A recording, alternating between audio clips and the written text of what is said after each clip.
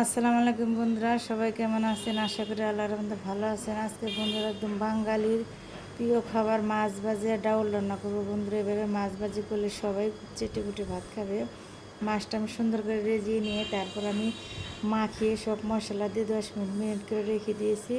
এখন আমি বন্ধুরা মাছটা ভাজি করে নিব। একে একে সব মাছ আমি দিয়ে দিব কড়াইয়ের মধ্যে।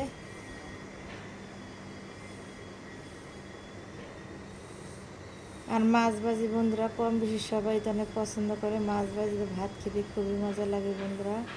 আর এত সুন্দর করে মাছ ভাজলে কে না খেতে চাইবে ভাত বলো। সুন্দর করে আমি বুটে পিট মাছটা উল্টে নিব যাতে পুড়ে না যায়, লেগে না যায়।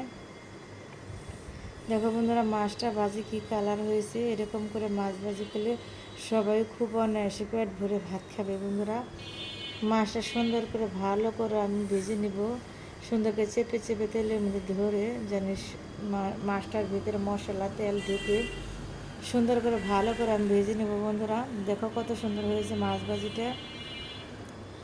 এখন আমায় বন্ধুরা এই যে দেখো মাছ ভাজিটা প্রায় আমার হয়ে গেছে শেষের দিকে।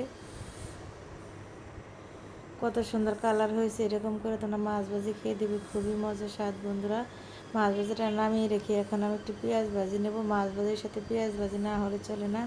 পেঁয়াজ ভাজির সাথে মাছ ভাজা খেতে বন্ধুরা সেই একটা স্বাদ, খুবই ভালো লাগে। তোমরা পেঁয়াজ ভেজে তারপরে মাছ ভাজিটা খেয়ে দেখবে।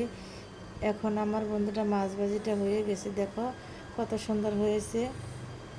এখন বন্ধুরা রান্না করবো বাঙালির প্রিয় খাবার ডাল, মশারির ডাল দিয়ে সাজনা রান্না করবো। সাজনাটা সুন্দর করে আমি চিলিয়ে নিব। একে একে সব সাজনা আমি সুন্দর করে একটু একটু করে কেটে নিব। এই যে আমার সাজনা কাটা হয়ে গেছে। ডাউলটা সুন্দর করে সিদ্ধ করে নিব। কাঁচামরিচ পেঁয়াজ দিয়ে দিলাম ডাউলের মধ্যে, সিদ্ধ হয়ে গেছে কারণ গোটাতে নিব ডাউলটা। এখন আমি বন্ধুরা সাজনাটা সুন্দর করে পানি দিয়ে বারবার সুন্দর করে পরিষ্কার করে দিয়ে নেব। দেখো কত সুন্দর চকচকা হয়েছে। এখন আমি বন্ধুরা ডাউলের মধ্যে দিয়ে দিব সাজনাটা, দিয়ে তারপরে বন্ধুরা আমি দিয়ে দিব পানি।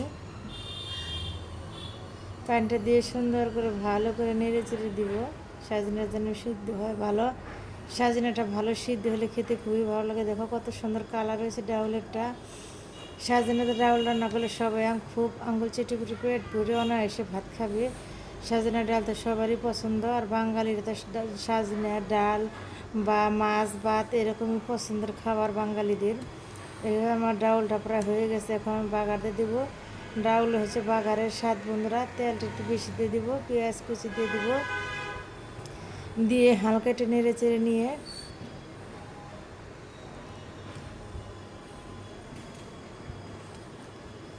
এতে আমি এখন দিয়ে দেবো বন্ধুরা রসুন কুচি। রসুন কুচিটা দিয়ে সুন্দর করে ভালো করে নেড়ে চেড়ে নিব।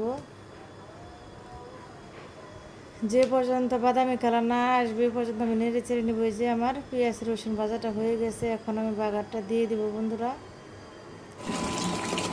দেখো বন্ধুরা ডাউলটা কি সুন্দর কালার হয়েছে, খেতেও খুবই মজা বন্ধুরা। এরকম করে রান্না করে সবাই আঙুল চেটে পুটে খাবে।